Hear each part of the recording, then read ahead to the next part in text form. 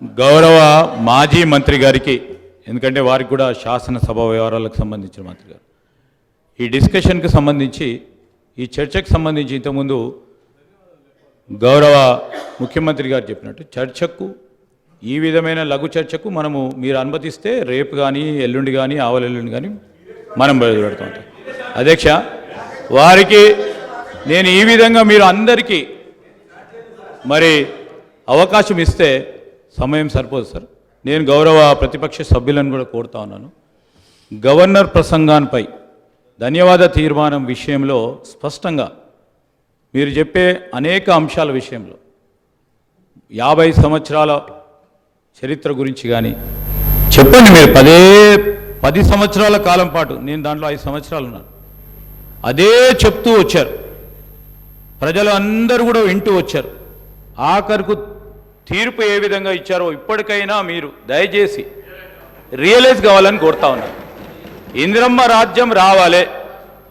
పెద్దలు కేటీఆర్ గారు చెప్పారు ఇందిరమ్మ రాజ్యం అంటే ఏ విధంగా ఉంటుందని.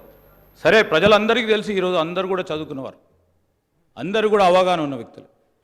అయినా కానీ ఇందిరమ్మ రాజ్యంలోనే సామాజిక న్యాయం జరిగింది, ఇందిరమ్మ రాజ్యంలోనే పేదవారికి న్యాయం జరిగింది, ఇందిరమ్మ రాజ్యంలోనే ఇల్లు వచ్చినాయి, ఇందిరమ్మ రాజ్యంలోనే భూములు వచ్చినాయి, ఇందిరమ్మ రాజ్యంలోనే పోడు భూములు వచ్చినాయి. ఈరోజు ఆ విధమైన మరొక్కసారి ప్రభుత్వం రావాలనే ఆలోచనతోనే తీర్పిచ్చారు కనుక, ఆ క్రమంలో కొత్త ప్రభుత్వం ఏర్పాటైన తర్వాత మీరు ఏదైనా మీ ఆలోచనలు ఇస్తే తప్పకుండా మేము ఒక కన్స్ట్రక్టివ్ క్రిటిసిజం చేయండి, we will try to accept it. కానీ పదే మళ్ళా 50 సంవత్సరాలకు అంతపూర్వకం పెద్దలు హరీష్ రావు గారు చెప్పారు, మేం చేయబట్టి కాంగ్రెస్ పార్టీ అధికారంలోకి వచ్చిందని. మేము 91 మంది ఉన్నాము, 95 మేము ఉన్నాము, మీరు ఉన్నది ఎంతమంది? దాని తర్వాత ఎన్ని సీట్ల మీరు నిలబడ్డారు, ఎంతమంది గెలిచారు? దాని తదుపరి జరిగిన 2000 ఎన్నికల్లో ఎంతమంది మీరు నిలబడ్డారు, ఎంతమంది గెలిచారు? ఇవన్నీ కూడా బేరీజ్ చేసుకోవడానికి మరొకసారి ఒక చర్చ పెట్టండి అధ్యక్ష. కానీ నేను దయచేసి గౌరవ సభ్యులందరినీ కూడా కోరుతా ఉన్నాను, ఈరోజు గవర్నర్ గారి ప్రసంగంపై ఈరోజు వారి పేరు తీశారనుకో వారు మాట్లాడుతూ అంటారు, వీరి పేరు తీశారనుకో వీరు మాట్లాడుతూ అంటారు. దయచేసి నేను గౌరవ శాసనసభాపతి గారిని కోరుతా ఉన్నాను, ధన్యవాద తీర్మానంపై గౌరవ సభ్యులు మాట్లాడితే సభ అర్థవంతంగా ముందుకు సాగే విధంగా మీరందరూ కూడా సహకరించాలని కోరుతా ఉన్నాను. గౌరవ కేటీఆర్ గారు.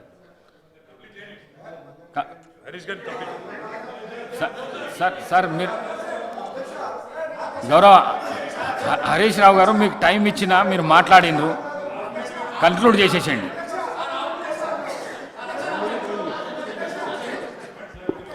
స్పీకర్ సార్, ఇప్పుడు నేను లేవాలని కానీ మాట్లాడాలని అనుకోలేదు. గౌరవ ముఖ్యమంత్రి గారు మాట్లాడుతూ సభను తప్పుదోవిచ్చే విధంగా ఆయన మాట్లాడినప్పుడు సభ యొక్క రికార్డును రెక్టిఫై చేయడం నా బాధ్యత.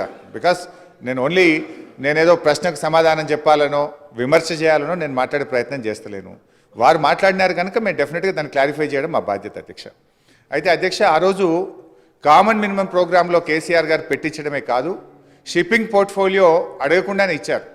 ఆ రోజు డిఎంకే పార్టీ నాకు షిప్పింగ్ పోర్ట్ఫోలియో ఇవ్వకపోతే మేము యూపీఐ నుంచి బయటకు పోతామంటే, నేను మంత్రి పదవి కోసం ఢిల్లీ రాలేదు, నాకు ఈ పోర్ట్ఫోలియో అక్కర్లేదు, వారికి ఇచ్చేయండి, నేను వచ్చింది తెలంగాణ కోసమని షిప్పింగ్ పోర్ట్ఫోలియోను స్వచ్ఛందంగా వదులుకున్నటువంటి చరిత్ర కేసీఆర్ గారిది, టీఆర్ఎస్ పార్టీది అధ్యక్ష. ఈరోజు రేవంత్ రెడ్డి గారు మాట్లాడుతూ మేమేదో పదవులు ఇచ్చినామని, పదవులను గడ్డిపోచల్లాగా త్యజించిన చరిత్ర ఈ దేశంలో ఎవరికన్నా ఉందంటే అది కేసీఆర్కు టీఆర్ఎస్ పార్టీకి ఉంది.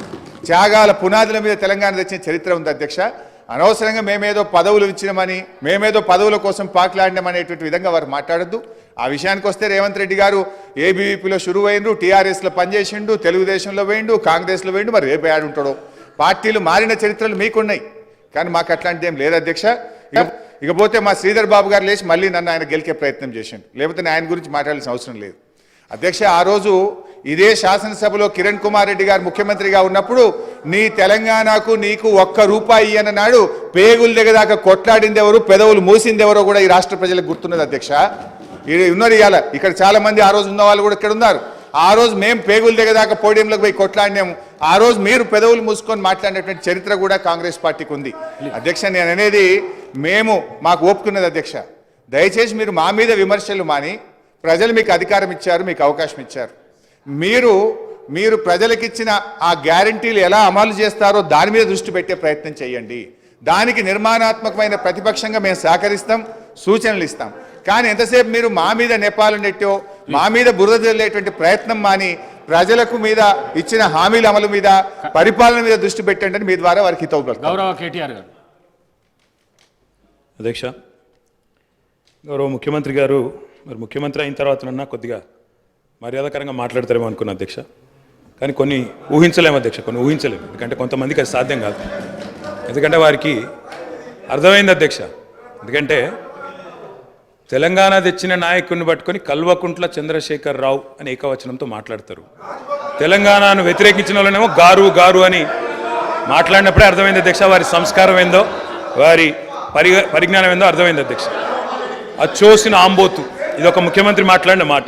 అచ్చోసిన ఆంబోతు అధ్యక్ష. ఎవరు అధ్యక్ష అచ్చోసిన ఆంబోతు?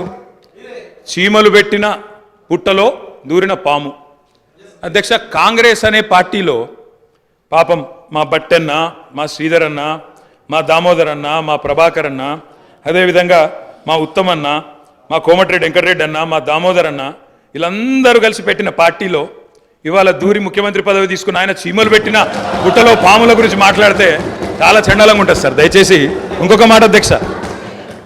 ఎన్ఆర్ఐలు నాన్ రిలయబుల్ అన్నారు అధ్యక్ష. ఎన్ఆర్ఐలు నాన్ రిలయబుల్ ఇండియన్స్ అన్నారు.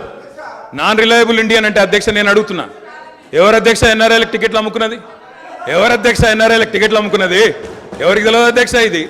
అధ్యక్ష నేను ఇంకొక మాట కూడా అధ్యక్ష. పేర్లు అధ్యక్ష అధ్యక్ష please please please please please అధ్యక్ష ఇప్పుడు అధ్యక్ష గౌరవ శాసనసభ్యులు హరీష్ రావు గారు నా పేరు తీసిండ్రంటే నేను అవకాశం ఇచ్చిన. మంత్రి గారు పేరు తీసిండ్రు, మంత్రి గారికి అవకాశం ఇద్దాం మనం. Please please please please please please sir, నేను ఎక్కువ మాట్లాడాను సార్. రెండే అంశాలు మీరు ప్రస్తావించారు. నా పేరే కానీ, బట్టి గారి పేరే కానీ, వీళ్ళందరి పేరు ప్రస్తావిస్తూ వీళ్ళందరినీ కాదని చెప్పి గౌరవ రేవంత్ రెడ్డి గారు ముఖ్యమంత్రి అని చెప్పి. కాంగ్రెస్ పార్టీకి ఒక చరిత్ర ఉంది అధ్యక్ష. చరిత్ర ఏంది అంటే, ప్రభుత్వం పార్టీలో మెజారిటీ ఉన్నప్పుడు మేము ఎప్పుడు కూడా హైకమాండ్కి అప్పచెప్తాము. హైకమాండ్ ఒక నిర్ణయం తీసుకుంటే ఆ నిర్ణయానికి మేము శిరసా వహిస్తాము, అది మేము పాటిస్తాము అధ్యక్ష. ధన్యవాదాలు. గౌరవ కేటీఆర్ గారు. మేం చెప్పింది అదే అధ్యక్ష, మేం చెప్పింది అదే. తెలంగాణ ప్రజలు ఎన్నుకున్న ముఖ్యమంత్రి కాదు, ఢిల్లీ నామినేట్ చేసిన ముఖ్యమంత్రి అనే చెప్తున్నాను. నేను కూడా అదే చెప్పిన. నేను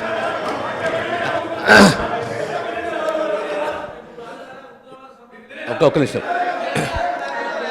ఈ సంప్రదాయం అనేది కొత్తది కాదు అధ్యక్ష. తెలంగాణ రాష్ట్ర ప్రజలు కూడా తెలుసు, కాంగ్రెస్లో ఈ సిస్టమ్ ఉన్నది, ఈ ఆనవాయితీ ఉన్నది. ఖచ్చితంగా కాంగ్రెస్ పార్టీ ఈ ఆనవాయితీ పాటిస్తుంది. ప్రతి ఒక్క శాసనసభ్యుడు కాంగ్రెస్ పార్టీ నుండి హైకమాండ్ని గౌరవిస్తాడు, హైకమాండ్ ఒక నిర్ణయాన్ని గౌరవిస్తున్న విషయాన్ని తమ ద్వారా గౌరవ సభ్యులు తెలియజేస్తున్నారు అధ్యక్ష. అధ్యక్ష అధ్యక్ష అధ్యక్ష నేను ఒక్కడిని మాట్లాడుతున్నాను ఇక్కడ నుంచి. ముఖ్యమంత్రి గారితో సహా 5 మంత్రులు ఇంటరప్ట్ చేస్తున్నారు. ఇదేం పద్ధతి అధ్యక్ష? ఇది అధ్యక్ష, ఇది మీరు నడపాలా, హౌస్ని మీరు నడపాలా అధ్యక్ష. వారు సార్ వినండి sir. In a democracy sir, we have utmost respect for you. Prasad గారు, స్పీకర్ గారు, మీరంటే చాలా రెస్పెక్ట్ ఉంది అధ్యక్ష. The opposition in a democracy has its say and the government has its way. మేము మాట్లాడిన తర్వాత వాళ్ళకు పుష్కలంగా మైక్ ఇవ్వండి, గంటలు మాట్లాడమని నేను వద్దనట్లేదు సార్. కానీ ఈ రకంగా ఒక వ్యక్తి మాట్లాడుతుంటే, ఒక సభ్యుడు మాట్లాడుతుంటే ముఖ్యమంత్రి గారితో సహా 5 మంత్రులు లేచి, ప్రభాకర్ గారు, దామోదర్ గారు, శ్రీధర్ బాబు గారు, బట్టి గారు, ముఖ్యమంత్రి గారు అందరూ మాట్లాడితే, గౌరవ కేటీఆర్ గారికి నా సూచన సార్, గవర్నర్ ప్రసంగం విషయంలో దాన్ని మాట్లాడుతున్నా సార్ నేను. వారు మాట్లాడిన దాన్ని మాట్లాడుతున్నా నేను. ఈ డీవియేషన్